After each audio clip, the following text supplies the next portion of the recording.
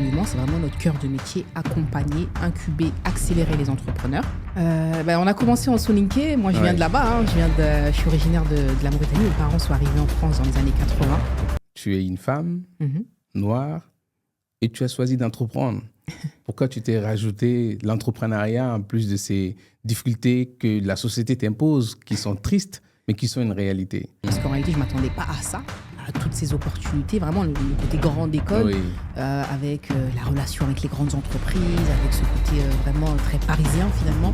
Le système, il est mal fait. Le système, il n'est pas fait pour que si effectivement tu as grandi à Sevran, comme mes grands frères et mes grandes sœurs, tu as fait l'université et que tu veux toi aussi intégrer, c'est plus compliqué. J'ai déjà développé mon application, j'ai mis 30 000 € sur mon application, mais maintenant je me sens bloquée. Effectivement, ça c'est une erreur que je vois régulièrement. Entreprendre, c'est aussi un état d'esprit.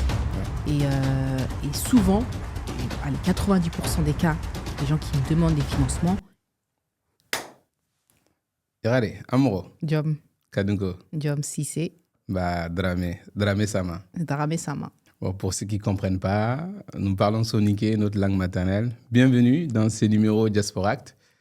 Mahamadou Sissé. Aujourd'hui, je suis avec ma sœur, Awa Dramé, fondatrice de Time to Start, entre autres. Elle va se présenter. Alors, j'explique rapidement les concepts de l'émission. C'est un échange. Ce n'est pas une interview classique. J'amène souvent des gens que je connais, des amis, des proches, pour parler des thèmes qui nous intéressent, notamment l'entrepreneuriat, la diaspora, les financements des entrepreneurs, ou même des questions d'employabilité ou de formation professionnelle, selon les invités. Donc, du coup, c'est un peu free, un peu informel, on discute, on interagit. Tu peux me poser des questions, je te pose des questions. Et puis voilà, on espère que dès cet échange-là, on aura des choses pertinentes que le public pourra apprécier. Donc, Awa, peux-tu te présenter à notre public, s'il te plaît? Écoute, super. Déjà, merci pour l'invitation. Donc, moi, c'est Awa Dramé. Je suis entrepreneur. Et effectivement, j'ai monté Time to Start, qui est un incubateur inclusif. Et également, le Fonds Sens. Donc, j'ai cofondé le Fonds Sens, qui est un dispositif de prêt, en fait, prêt gratuit pour les entrepreneurs, sans intérêt et sans obligation de cofinanceur. D'accord. Et ça, c'est à l'endroit de tous les entrepreneurs ici en Ile-de-France ou par département C? Alors, c'est partout en France, déjà dans un premier temps. Et puis, pourquoi pas, demain, partout en Afrique. D'accord. Merci pour cette présentation. Écoute, pour ceux qui ne connaissent pas Time to Start, tu as dit que c'est un incubateur inclusif. Mais est-ce que tu peux nous donner un peu plus d'explications? Qu'est-ce que vous faites concrètement? Moi, en tant que jeune porteur de projet, si j'aime vous voir, qu'est-ce que tu peux m'apporter? Ou quelles sont les attentes que je peux, en tout cas, voir satisfaire en venant à Time to Start? Oui, alors déjà, le constat de départ, c'est de se dire qu'il y a vraiment un potentiel entrepreneurial qui est assez important, notamment dans les quartiers populaires, notamment justement dans notre population de la diaspora, notamment des profils au sens large qui sont issus de cette diversité. Et paradoxalement, on a moins d'outils, moins de ressources, un écosystème qui est peut-être un peu plus fragile. Et l'idée avec Time to Start, c'est justement renforcer cet écosystème. Et donc, on propose déjà un accompagnement. C'est vraiment notre cœur de métier, accompagner, incuber, accélérer les entrepreneurs. Et donc, l'idée, c'est d'avoir des programmes sur minimum 1 an avec beaucoup d'accompagnement individuel. Parce que l'idée, c'est de prendre en compte aussi la mixité des profils qui peuvent exister. Et donc, on va vraiment essayer de prendre le temps d'accompagner les entrepreneurs avec du coaching individuel, avec un suivi aussi renforcé qui est également individuel. On a également évidemment du collectif parce que l'idée, c'est aussi de créer un réseau d'entrepreneurs. Et donc, on va travailler sur cette intelligence collective avec les entrepreneurs, mais on va aussi s'appuyer sur de l'expertise pour faire des ateliers, des masterclass sur différentes thématiques liées à l'entrepreneuriat. On veut vraiment en fait prendre l'entrepreneur avec ses problématiques. Donc, on fait un diagnostic de sa situation. Et puis, l'idée, c'est de l'aider à atteindre ses objectifs. On est un peu comme une boîte à outils, en fait. D'accord. OK, ça veut dire qu'un jeune entrepreneur qui a juste une idée de projet, vous allez pouvoir l'aider à mûrir cette idée et à la mettre en œuvre. Alors, donc, l'accompagnement sur sur la durée, en gros. Tout à fait. Donc, ça peut être un porteur de projet, effectivement, qui a une idée aboutie. Et ça peut être un entrepreneur qui est déjà établi et qui a besoin soit d'être accompagné sur sa structuration, soit sur son développement commercial, soit sur son organisation interne. Donc, voilà, il y a plein de problématiques qui peuvent être rencontrées par les entrepreneurs. D'accord. OK, ça, c'est Time to Start. Donc, vous êtes à Paris ici. Et si un jeune qui n'est pas à Paris, qui est intéressé par vos services, est-ce qu'il y a un accompagnement en ligne? Est-ce qu'il y a des ateliers ou des conférences que vous faites aussi en ligne pour qu'ils puissent aussi profiter de l'expertise? Tout à fait. Aujourd'hui, Time to Start, c'est un dispositif nationale et d'ailleurs même internationale. Oui. On en parlera peut-être tout à l'heure. Mais au niveau de la France, on touche vraiment tout le territoire national. Ok. Et donc, si un entrepreneur qui est basé, on va dire, à Montpellier, Nantes, Marseille, peu importe, il peut tout à fait aller sur notre site internet, postuler, et on pourra lui proposer un accompagnement adapté qui sera à la fois effectivement à distance, mais aussi en physique. D'accord, très bien. Bon, ça, c'était un peu la présentation de Time to Start. Mais revenons à Awa. J'ai envie d'en savoir plus sur toi, sur ton parcours. Quelle formation tu as fait? Une formation académique? Où est-ce que tu as fait tes armes avant de devenir cet entrepreneur qu'on connaît, qui lance Time to Start, ou en tout cas qui lance un fonds pour financer à taux zéro des entrepreneurs? Parle-nous un peu de ton parcours. On a commencé en Soninké. Moi, je viens de là-bas. Je suis originaire de la Mauritanie. Mes parents sont arrivés en France dans les années 80. Donc, j'ai grandi dans une famille de 7 enfants à Sevran. Donc, c'est une ville dans le 93. Et en étant étudiante, j'ai eu une possibilité, une opportunité de pouvoir intégrer une grande école de commerce que j'ai su, on va dire, saisir. Et en fait, au moment où j'ai intégré cette grande école, ça a été pour moi un petit basculement. Parce qu'en fait, je me suis rendu compte que en fonction du milieu où tu viens, tu n'as pas les mêmes ressources à ta disposition, tu n'as pas les mêmes moyens. Et pour donner mon exemple vraiment personnel, j'ai compris, en tout cas, j'ai su que je pouvais entreprendre en sortant vraiment de mon quartier, de ma ville. Et ça, je trouve dommage que pourtant, on a un potentiel vraiment, comme j'ai dit, entrepreneurial incroyable autour de nous. On a des entrepreneurs, et pourtant, les gens, ils ne savent pas nécessairement qu'ils peuvent être accompagnés, qu'ils peuvent être financés. Et donc, du coup, ça, c'est un frein, clairement. Pour manque d'information. C'est ça, il y a un vrai manque d'accès à l'information. Et on sait, par exemple, que l'accompagnement, c'est un facteur clé de succès. On sait que le réseau, quand on souhaite entreprendre, c'est un facteur clé de succès. Et du coup, ça a créé une frustration interne. Et donc, à un moment donné, je me retrouve salariée dans un grand groupe, mais je me dis qu'en fait, c'est pas fait pour moi. Et que tout le parcours que j'ai eu avec justement mes études au départ à Sevran, puis à Vitaneuse, à Bondy et autres, et arrivé en grande école, j'avais l'impression que c'était pas pour rien. Et du coup, j'ai décidé un jour de quitter finalement ce monde de la grande entreprise pour pouvoir... Parle-nous un peu de ces passages-là dans la grande école. Est-ce que tu gardes des souvenirs, ou souvent ça arrive à ce que les gens aient ce qu'on appelle le syndrome de l'imposteur, souvent ne pas se sentir à sa place, parce que c'est très rare, pour ne pas le dire. Bon, maintenant, ça devient très commun, mais de trouver des gens qui sont des quartiers ou en tout cas d'un certain milieu social, de se retrouver dans les grandes écoles. Et quand tu te retrouves dans ces milieux-là, quel sentiment, en tout cas, quel souvenir tu as de ces moments-là? C'est des souvenirs de fierté, de dire, ouais, j'ai pu arriver là. C'était de dire, mais en même temps, c'est dommage qu'on soit si peu, ou en tout cas, peut-être tu as subi aussi des comportements ou des regards souvent qui ne sont pas justifiés. C'est une bonne question. C'est un peu de tout ça. Il y avait ce côté waouh, tu vois, parce qu'en réalité, je ne m'attendais pas à ça, à toutes ces opportunités. Vraiment, le côté grande école, avec la relation avec les grandes entreprises, avec ce côté vraiment très parisien, finalement. Votre famille est en Afrique? Pour envoyer de l'argent de l'Europe vers l'Afrique, c'est immédiat. Et oui, en quelques secondes, c'est arrivé. C'est ça, Orange Money Europe. Et donc, il y avait ce côté un peu impressionné, en tout cas au départ. Et il y avait effectivement cette frustration de me dire, mais en fait, ça aurait pu être ma voisine, ça aurait pu être quelqu'un d'autre, parce que finalement, on a le potentiel pour réussir dans ces grandes écoles. Tu vois, on a de loin, on se dit, waouh, c'est impressionnant. Mais finalement, quand tu es à l'intérieur, tu te dis, bah oui, on a tout à fait notre place. Et il y en a plein d'autres qui peuvent avoir leur place dans les grandes écoles, en tout cas dans les écoles prestigieuses. Et donc... finalement, ça a créé un sentiment de révolution un peu interne, tu vois, de te dire, mais tu vois, qu'est-ce que je dois faire? J'avais envie. Et puis, au fur et à mesure de mon parcours, j'avais effectivement des remarques, surtout en entreprise. Quand je parlais de mon parcours, le fait que je suis originaire de Sevran, à l'époque, Sevran, ça n'avait pas non plus une bonne réputation, et que j'intègre cette grande école, les gens me disaient, mais comment tu as réussi, tu vois? Je me dis, oh, à ce point-là, c'est-à-dire que c'est vraiment aussi... improbable que ça, non. Donc, il y avait ce côté où je me disais, mais on doit changer les choses. C'est pas normal. Et quand tu vois que les grandes entreprises vont directement dans ces grandes écoles pour aller recruter leur profil, tu dis, mais en fait, Le système, il est... Donc, beaucoup de personnes passent à côté, en fait. Oui, le système, il est mal fait. Le système, il n'est pas fait pour que si effectivement tu as grandi à Sevran, comme mes grands frères et mes grandes sœurs, tu as fait l'université et que tu veux toi aussi intégrer, c'est plus compliqué parce que tu n'as pas le réseau finalement de cette grande école. Et je trouve ça vraiment, vraiment dommage. Encore une fois, parce que c'est pas du on quémande pas, tu vois. C'est vraiment, on a la place, tu vois, on a le potentiel, on peut le faire, on peut réussir. Et c'est ce sentiment-là, tu vois, au fur et à mesure de mon évolution dans cette et c'est ça qui, je dirais pas justifie, mais en tout cas, c'est ça qui se ressent aussi à travers tes entreprises, parce que tu parles d'inclusion.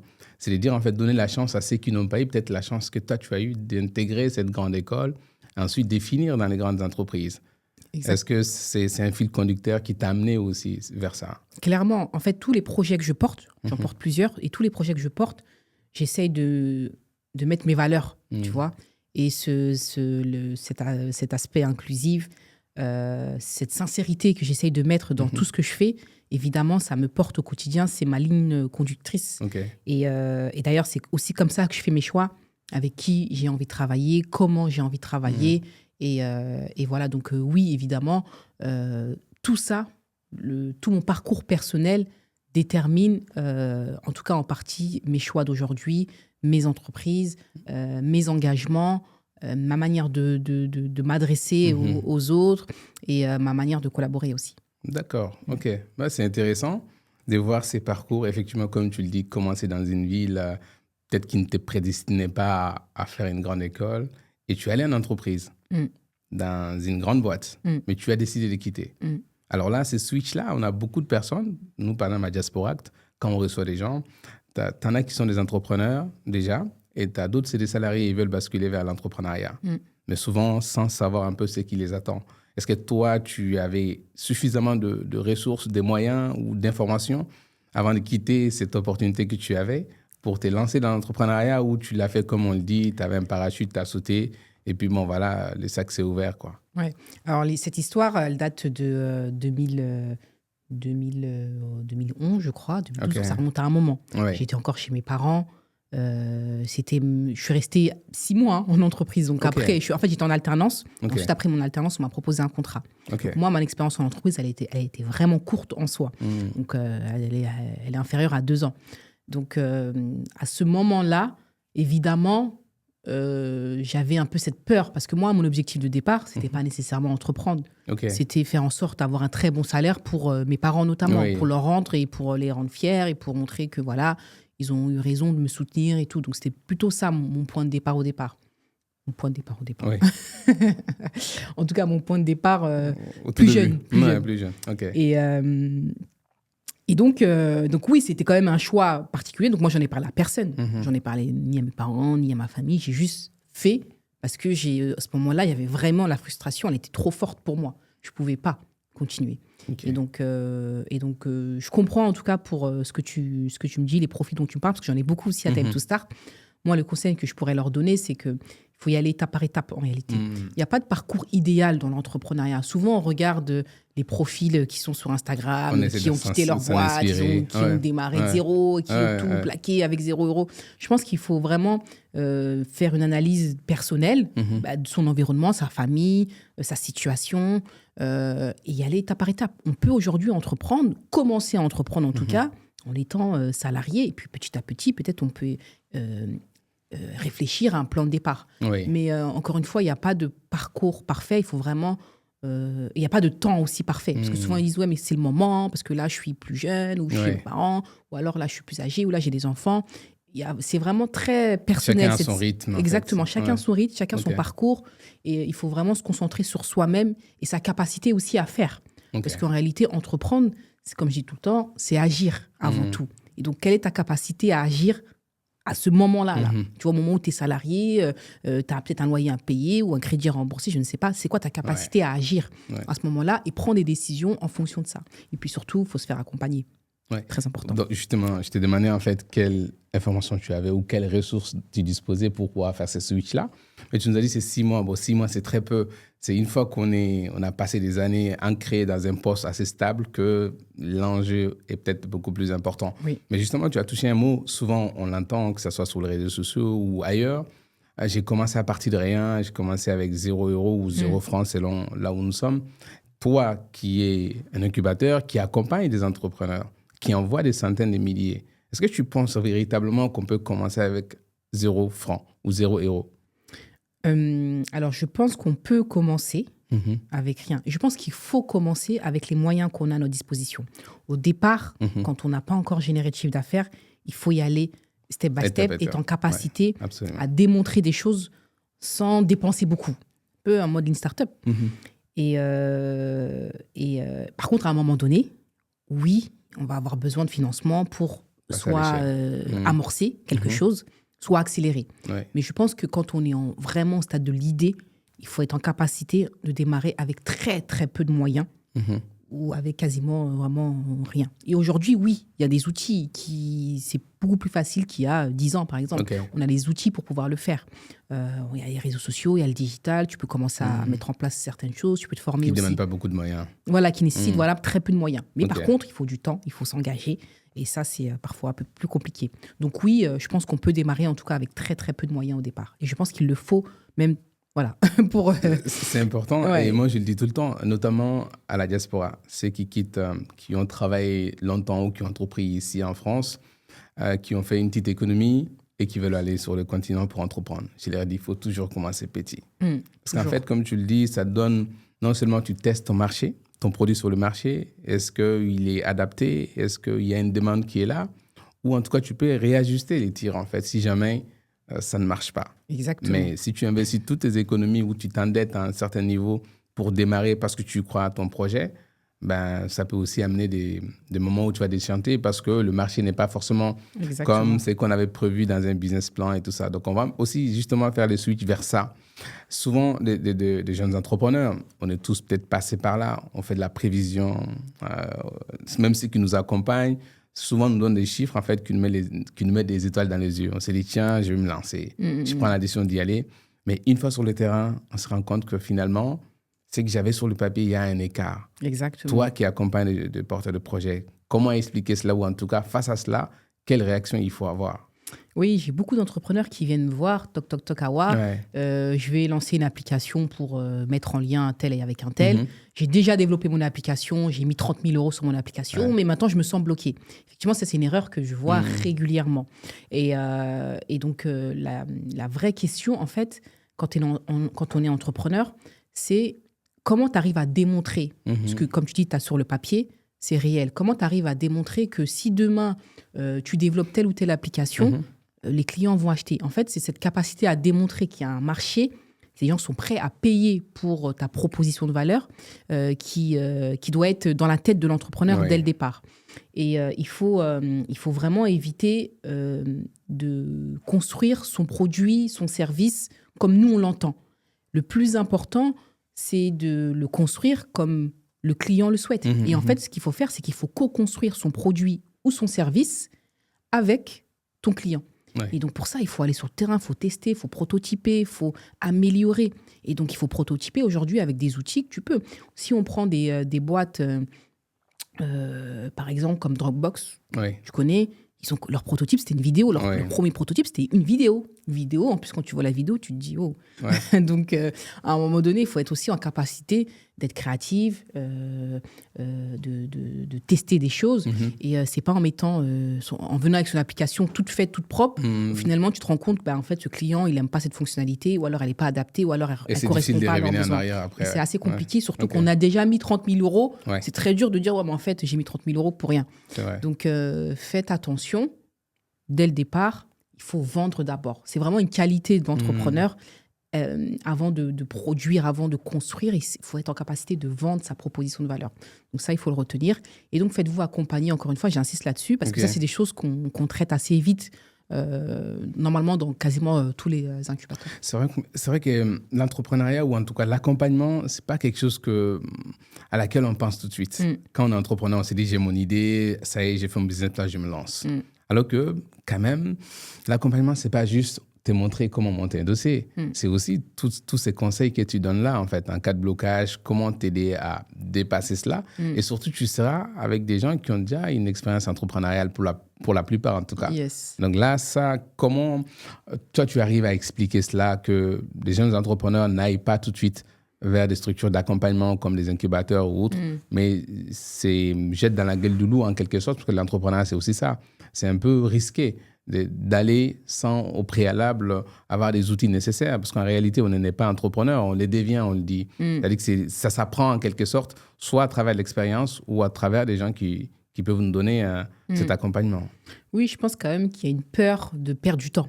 Ouais. Tu vois, on se dit, ouais, je vais me faire accompagner, des choses que je connais déjà. On va me reparler encore du business plan. Ouais. Donc, les gens, ils ont un peu peur. C'est Ils vrai. se disent, oui, ils vont perdre du temps. Et ça, je le comprends. Parce qu'effectivement, pour ne pas non plus faire perdre du temps aux entrepreneurs. Donc, à vous de trouver finalement le dispositif d'accompagnement qui est le plus adapté en fonction de son niveau de maturité. OK. Et donc ça, je pense, c'est important de bien se renseigner sur le dispositif d'accompagnement pour voir s'il correspond à ce qu'on veut. Et puis ensuite, il faut se dire que se faire accompagner, c'est pas nécessairement être incubé. Se faire accompagner, ça peut être aussi trouver un mentor, ça peut être trouver quelqu'un qui va te conseiller sur certains. Mais en tout cas, il faut s'entourer. Un entrepreneur ne peut pas être seul. Ouais. Ça, c'est quelque chose de très important. Il a besoin de s'entourer, il a besoin d'être challengé au quotidien. Et l'isolement, c'est pas bon pour l'entrepreneur.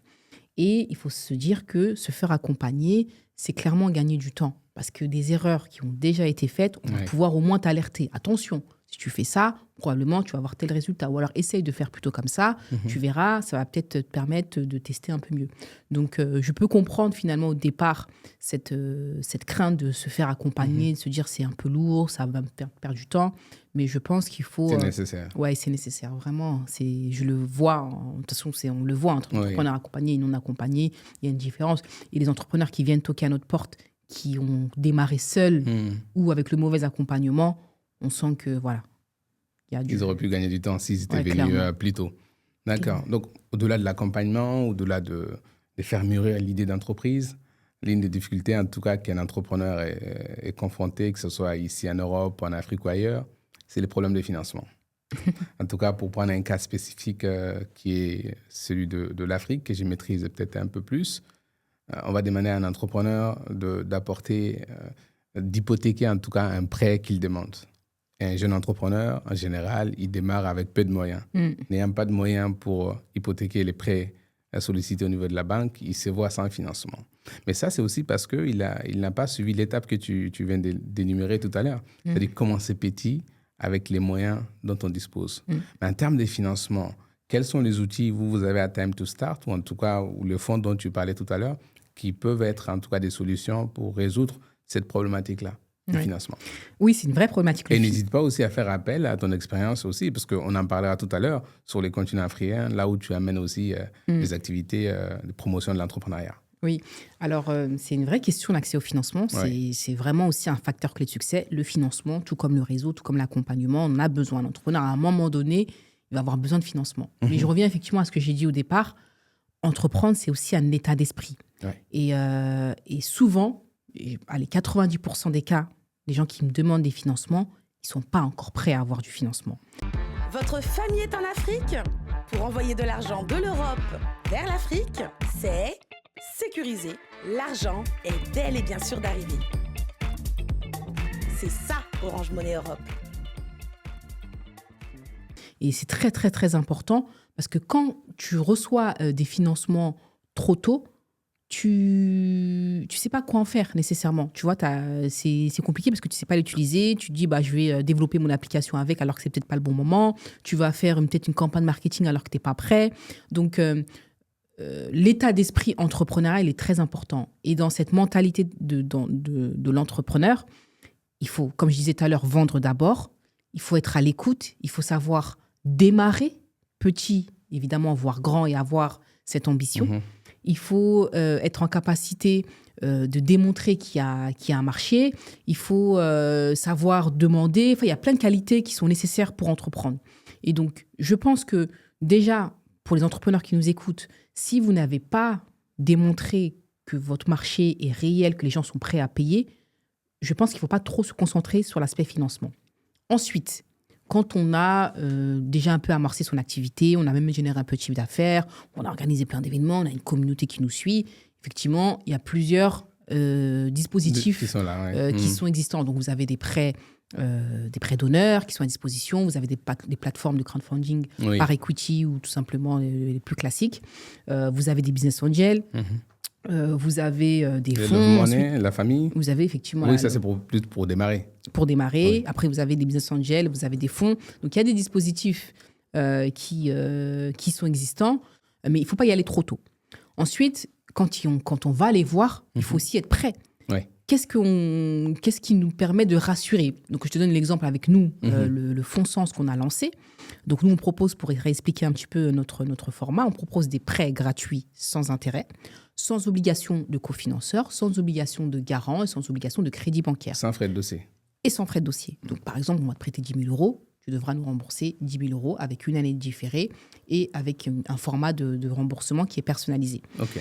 Et donc, on prête à partir de 3 000 € jusqu'à 30 000 €. Et donc, qu'est-ce qu'on va regarder avant tout? C'est la posture entrepreneuriale.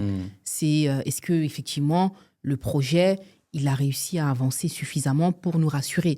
Est-ce qu'il est à l'écoute? Est-ce qu'il y a l'équipe, elle est suffisamment solide? Est-ce que le projet a un potentiel de développement, de croissance? Donc, en réalité, chaque financeur va avoir sa petite grille d'évaluation. Et donc, il faut comprendre le financeur. Parce que souvent, on se dit, oui, mais moi, j'ai eu un refus, je ne sais pas pourquoi. Parfois, il y a des refus qui ne sont effectivement pas justifiés, notamment sur du prêt ou du crédit. Mais parfois aussi, il faut prendre le temps de comprendre qui on a en face de nous. Et encore une fois, chaque financeur va avoir sa propre grille de lecture. Donc, il faut vraiment connaître. Ses propres indicateurs. Exactement. Donc, il faut connaître à qui on s'adresse et il faut être en capacité de donner les preuves, finalement, auprès de ce financeur. Et le convaincre. Exactement. Là, toujours sur le même sujet, parce que, encore une fois de plus, c'est quelque chose qu'on met en avant, mais qui, pour moi, doit venir en second temps, comme tu l'as dit. Il faut toujours commencer petit. Il faut aussi commencer peut-être avec ses propres moyens. Ses propres moyens, c'est aussi les moyens financiers de la famille, de nos proches, ce qu'on appelle love money. C'est-à-dire des gens qui croient en nous. Avec cet argent-là, on prend moins de risques que si c'était l'argent d'un banquier ou d'un investisseur. On teste les projets. Une fois que le projet il est viable, on va voir les investisseurs, on arrive à les convaincre, ils nous financent et puis on passe à une autre étape. Ça, c'est important. Et là, je l'ai dit encore plus pour prendre les cas, encore une fois de plus, de l'Afrique, où souvent, c'est des prêts à des taux exorbitants. Parce que l'espace CEDEAO, les taux sont à 12-14%. Imaginez, vous dites à un entrepreneur qui n'a pas encore testé son produit sur le marché, donc qui n'a pas prouvé la viabilité du projet ou du produit. Vous allez l'endetter à hauteur de 12-13% de taux d'intérêt, avec souvent un différé de 6 mois maximum, 1 an, ça c'est le grand max. Donc, alors qu'on sait, une start-up, comme on le dit souvent, a du mal à être rentable les premières années. Donc, l'entrepreneur va commencer à rembourser un prêt à hauteur de 12%, je le disais, sans que les projets ne soient encore rentables. Donc, on l'asphyxie en quelque sorte. À vouloir aider les jeunes en leur donnant des prêts colossaux à des taux d'intérêt moins négociés, on tue leurs projets. Parce que souvent aussi, parce que ce sont des banques commerciales. Ce ne sont pas des banques d'investissement qui partagent les risques. Ils sont là pour faire de l'argent, ils vous prêtent et au moment qu'il faut rembourser, il faudra rembourser avec le taux d'intérêt que nous connaissons. Donc ça, c'est en tout cas une difficulté à laquelle beaucoup d'entrepreneurs africains sont confrontés. Voilà. Et parce que l'information souvent ne passe pas souvent, les jeunes disent « j'ai un projet mais je n'ai pas d'argent ». J'ai un projet, je n'ai pas d'argent. Exactement. Ça me permet de faire la transition entre l'initiative que tu fais ici, en France, notamment à Bagnolet, il me semble, ou ailleurs peut-être. Un peu partout. Mais aussi à Dakar. Récemment, tu as fait la 2e édition d'un concept que tu as appelé « Pose ton idée ». Est-ce que tu peux nous expliquer ces concepts et comment cela se passe concrètement? Oui, ça part encore une fois d'une problématique que j'ai constatée, d'ailleurs en France ou en Afrique, c'est qu'on a un vrai problème d'accès à l'information. Et on ne se rend pas compte à quel point faire en sorte que les gens soient informés lorsqu'ils souhaitent entreprendre, c'est important. Comprendre qui peut m'aider, qui peut me conseiller, quelles sont les erreurs à éviter, quel est l'écosystème existant, c'est essentiel pour un entrepreneur. Et il y a un vrai problème d'accès à l'information dans certains milieux, dans certains secteurs, en France et en Afrique. Et en fait, l'objectif du Poste ton idée, c'est de recréer l'information au cœur des quartiers, au cœur de la cité, au cœur de la commune, pour justement pour recréer du lien avec l'information et les populations. Okay. Et donc, comment ça fonctionne ? On met une scène dehors, au cœur vraiment de la cité. On fait un appel à candidature, un appel à idées, on va dire. Et les gens viennent poser leur idée. Ils ont 3 minutes pour poser leur idée. On fait venir également un jury d'entrepreneurs inspirants.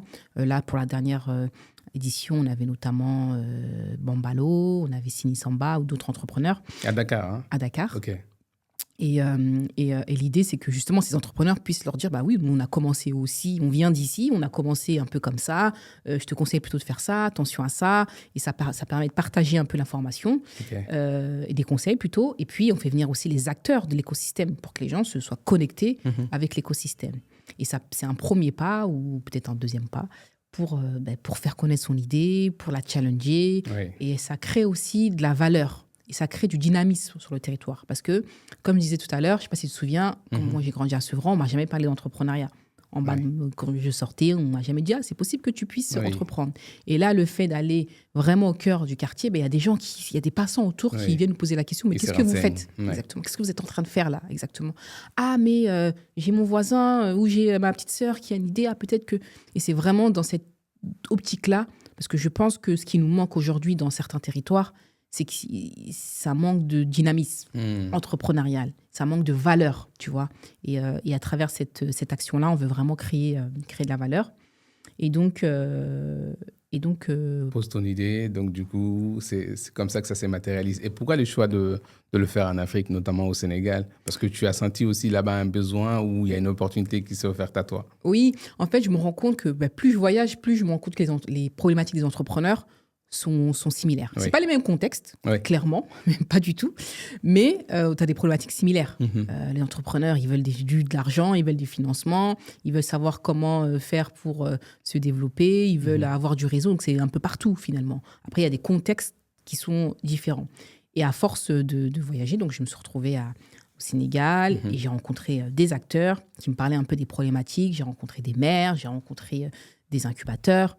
Et je me suis dit, mais en fait, effectivement, on est sur il y a des vraies problématiques. Et donc, j'ai commencé à parler à certains maires. Et puis, je leur ai dit, écoutez, on sent que dans votre commune, il y a vraiment un potentiel entrepreneurial incroyable. Vous avez une jeunesse qui est ultra motivée. Vous avez de l'entrepreneuriat formel, informel. Donc, je pense qu'on peut essayer de réfléchir à une action commune. Et finalement, quand je leur parle du concept, ils se disent « mais oui, c'est incroyable ». Et là, lors de la dernière édition qui s'est déroulée à Yoff, on a vraiment ressenti l'impact. Tu vois, tu le sens directement. Les gens, ils viennent, ils se disent « ah oui, mais on n'a jamais eu ça. C'est une opportunité ». Même les membres du jury disaient « mais c'est une réelle opportunité pour vous, là, ce qu'on est en train de faire aujourd'hui ». Et tu te rends compte que c'est un outil puissant.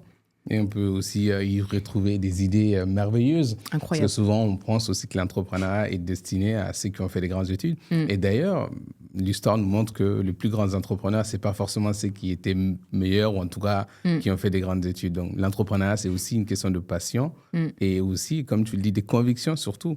Quand on est entrepreneur, on croit à son idée et vaille qu'il vaille, on y va. On sait qu'il y aura des jours meilleurs, on sait qu'on va se casser les dents et il faut être capable de se relever. Et si derrière, ceci n'est pas enrobé, accompagné de passion, forcément, il y a une lassitude qui s'installe et puis on abandonne. OK. En tout cas, c'était intéressant du coup d'avoir cette expérience aussi entre ces deux territoires, des idées, des concepts que tu as testés ici en France qui marchent et que en allant sur le continent africain face à des problématiques communes et tu essaies d'exporter en quelque sorte ou d'implémenter ces mêmes concepts-là.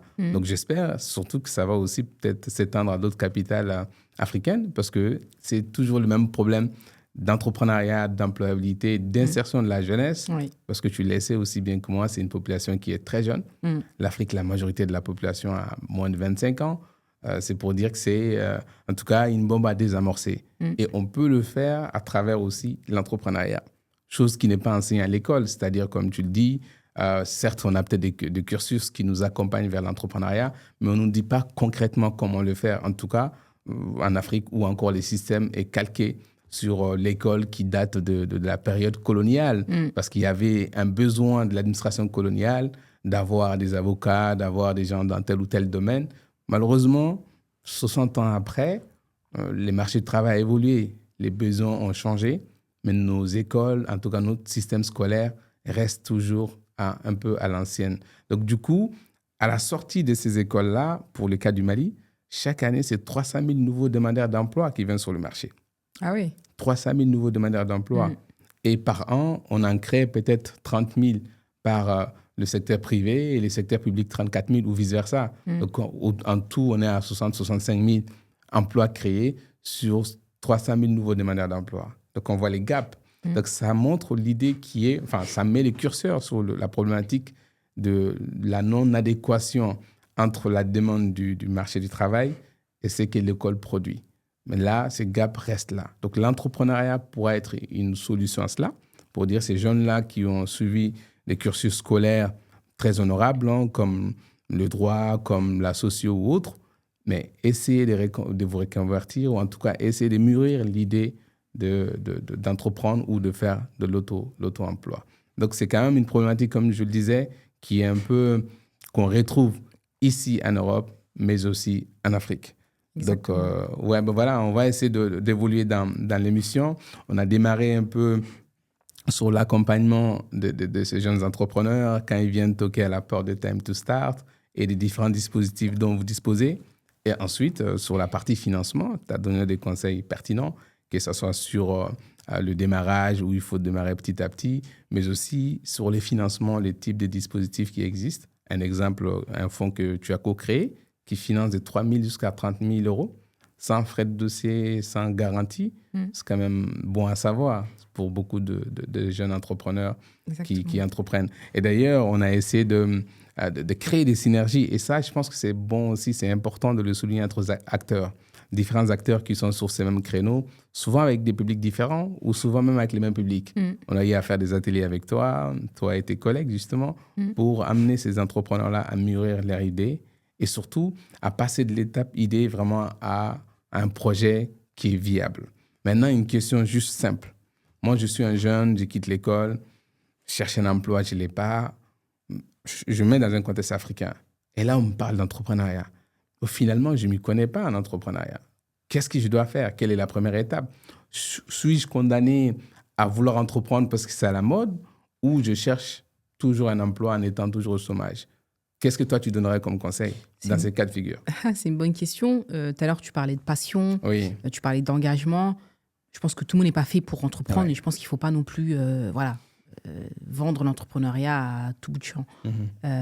Mais en tout cas, il faut donner cette possibilité-là. Pour ceux qui ont des idées, pour ceux qui ont des projets, parce que souvent, tu as des gens qui ont un projet, mais qui se disent « ouais, mais je peux peut-être pas le faire », ou qui se mettent des barrières, ou qui se disent « ouais, mais je sais pas comment faire », tu vois. Et c'est ceux-là qu'on doit aller toucher et se dire bah, « tu as un projet, au moins essaie d'aller au bout, et on peut t'aider pour ça ». Et c'est vraiment dans cette optique-là, par exemple, qu'on monte les post-on-idées, c'est pour donner vraiment l'information à ceux qui ont cette graine-là en eux.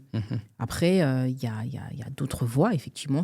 Il y a l'emploi. Il faut aussi travailler sur ces sujets et faire en sorte que, au Mali, sur les 300 000 demandeurs d'emploi chaque année, on puisse avoir au moins des centaines de milliers d'opportunités d'emploi. Donc, il faut aussi être en capacité de répondre à ça.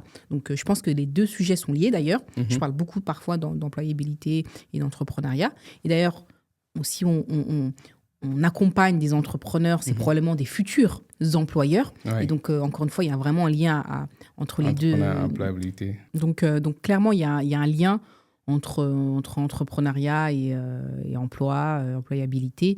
Et donc, voilà, il faut plutôt essayer de construire une économie qui permet à tout le monde de pouvoir s'épanouir, que ce soit dans l'entrepreneuriat ou trouver le boulot de son rêve. Non, c'est pertinent ce que tu dis, parce que c'est un phénomène, comme je le dis, qui est à la mode. Mais tout le monde n'est pas entrepreneur, n'est pas entrepreneur qui le veut. Exactement. Comme on le dit souvent, il faut vraiment accompagner ceux qui ont l'âme entrepreneuriale à rendre ça, on va dire, viable, concret, et ceux qui ne sont pas faits pour l'entrepreneuriat, les aider justement à créer des opportunités.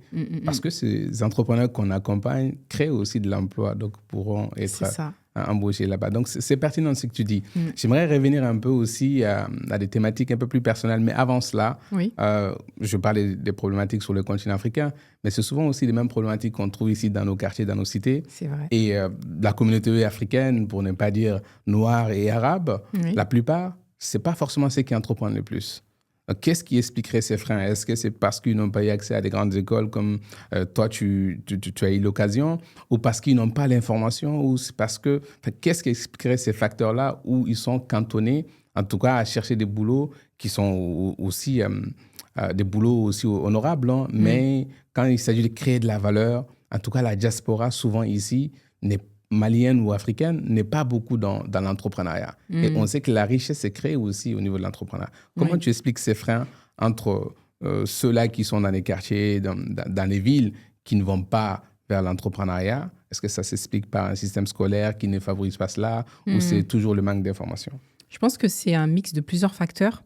Si je prends mon exemple, mon parcours, j'avais pas nécessairement d'entrepreneurs proches autour de moi. Et j'ai l'impression, avec du recul, qu'on m'a plutôt accompagnée à être salariée, en fait. Trouver, quand on me demande qu'est-ce que tu veux faire plus tard, quel métier tu veux faire plus tard, tu vois, c'était plutôt dans ce sens-là. Donc, je pense que ça commence à changer. On a de plus en plus de jeunes entrepreneurs qui sont issus de la diaspora, qui sont issus de nos territoires, qui commencent à entreprendre. Donc, ça, c'est un bon signe. Mais je pense que c'est lié à nos parcours.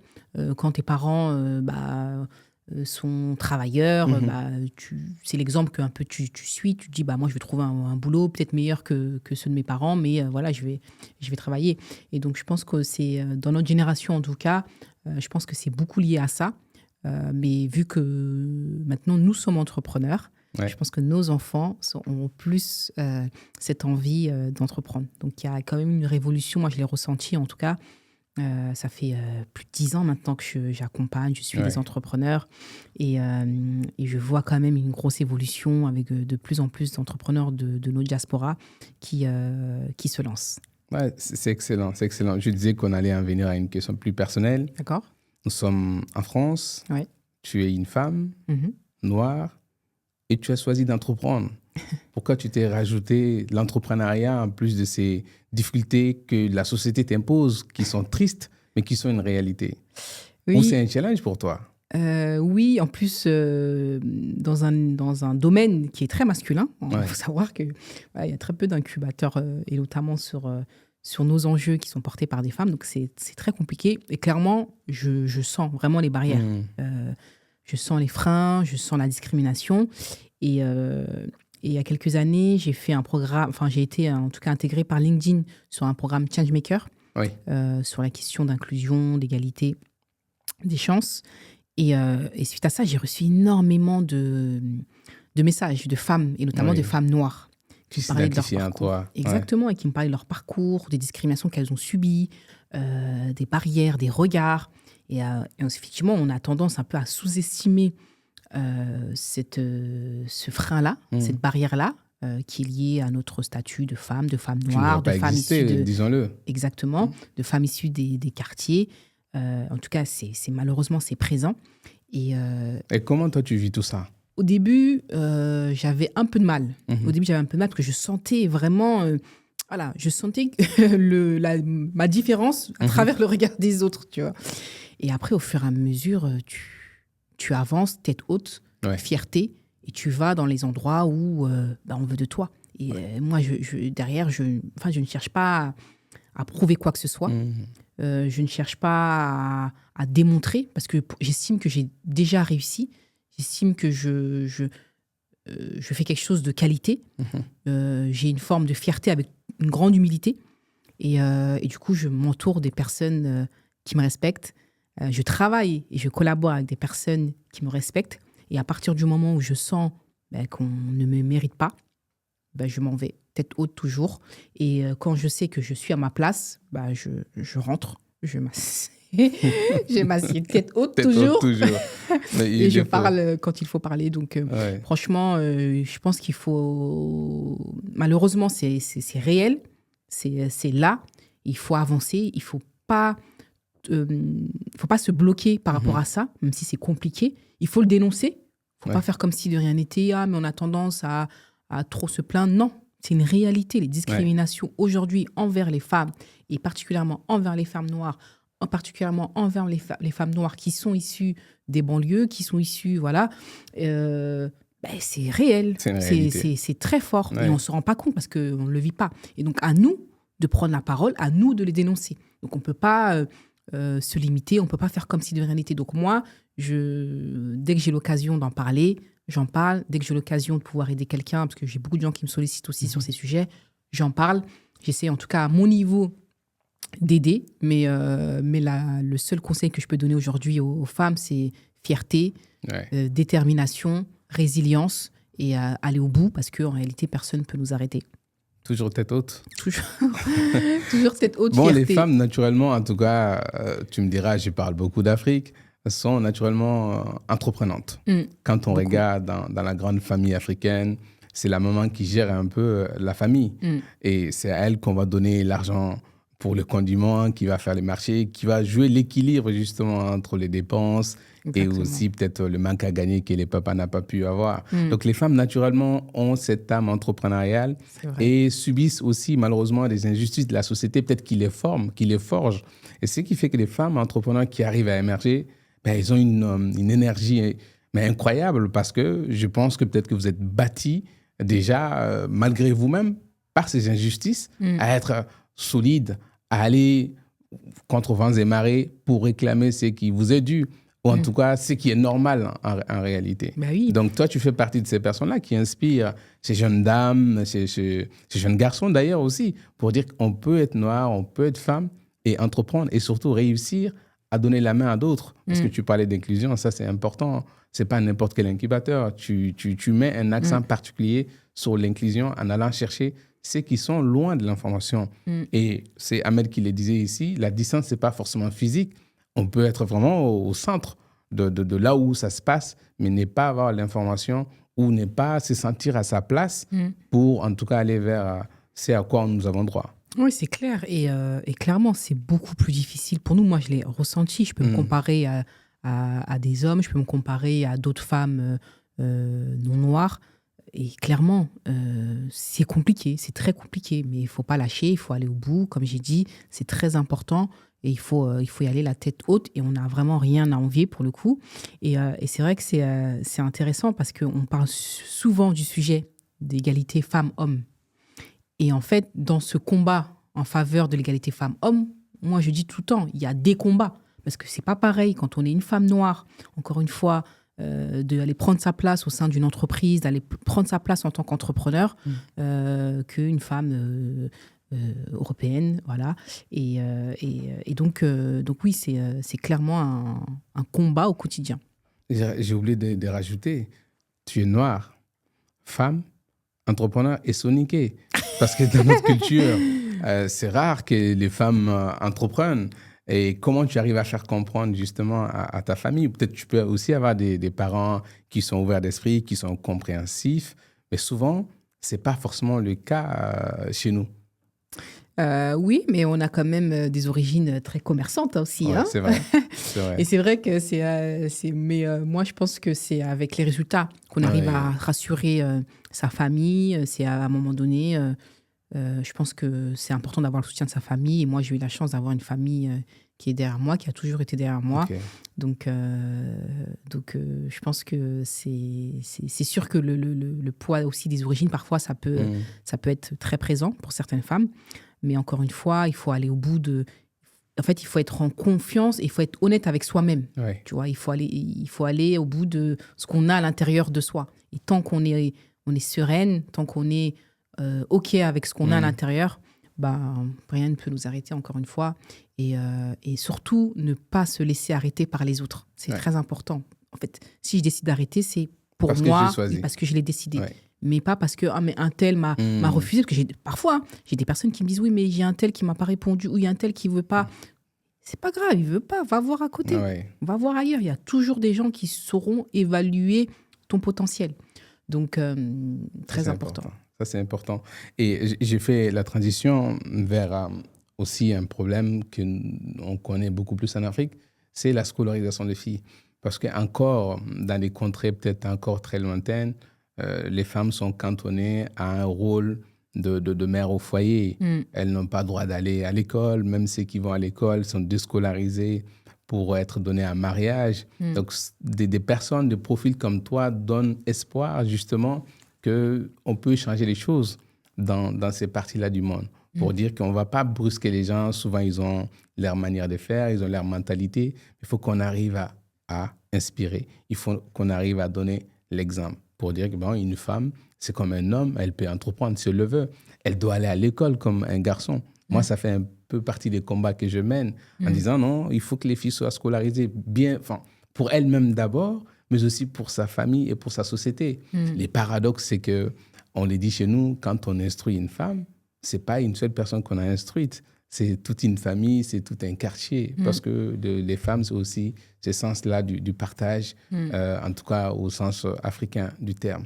Donc, en tout cas, je suis très, très fier de t'avoir comme modèle, en tout cas pour nos petites sœurs, qui peuvent rêver pour se dire que c'est possible. Et pas que pour les petites sœurs, parce qu'aujourd'hui, tu accompagnes des femmes et des hommes. Donc, des hommes aussi peuvent s'identifier à des femmes, en tout cas à travers ta réussite, pour dire que malgré les difficultés, malgré les parcours difficiles, ou en tout cas les origines qui ne te prédestinaient pas forcément à une telle carrière, tu as pu le faire. Donc, en ce sens, je pense que tu peux être fier de toi. En tout cas, moi, je le suis.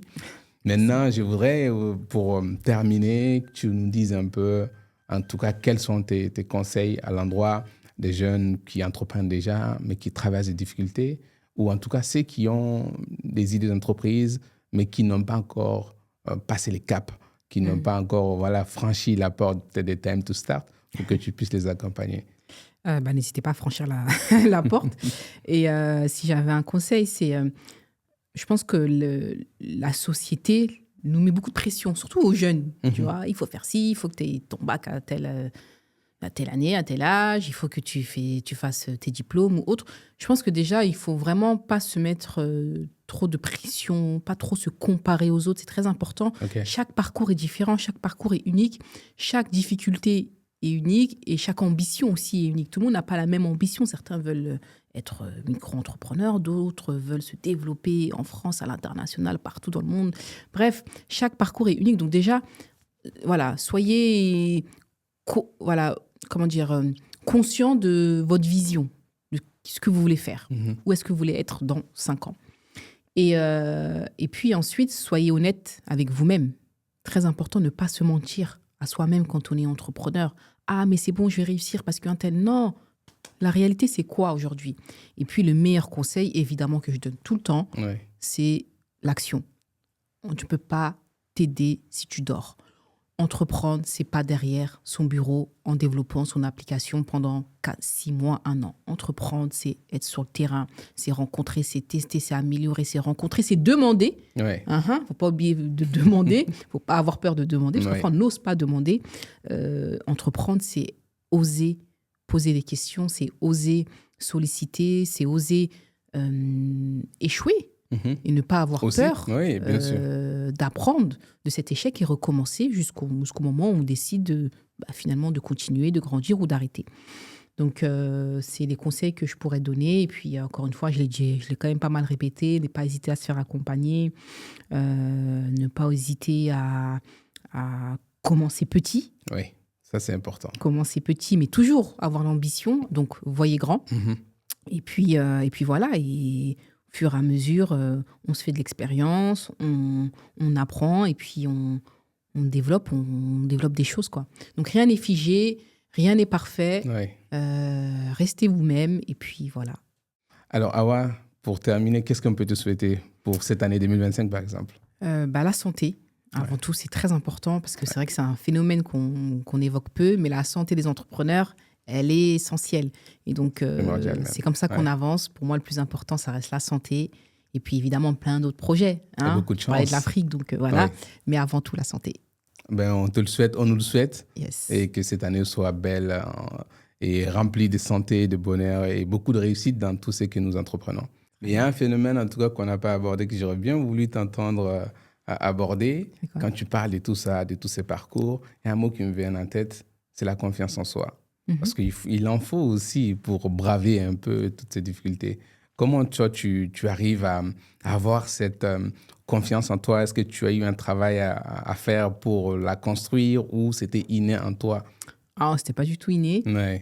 Non seulement plus jeune, j'ai beaucoup manqué de confiance en moi et j'étais extrêmement introvertie. Donc moi, j'avais beaucoup de mal à aller, à parler en public ou autre. Et je pense, encore une fois, c'est le fait de faire. Okay. Donc, j'insiste beaucoup là-dessus, mais c'est le fait de faire, mais de faire des petites choses. En fait, le fait de faire des petites choses, ça t'amène à de grandes choses. Et donc, la confiance, encore une fois, elle vient avec les résultats. Ouais. Et les résultats viennent avec l'action.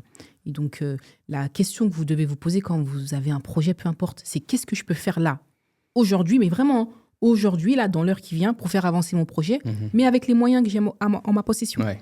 J'ai peut-être pas d'argent, mais je connais peut-être un tel qui peut m'aider là-dessus.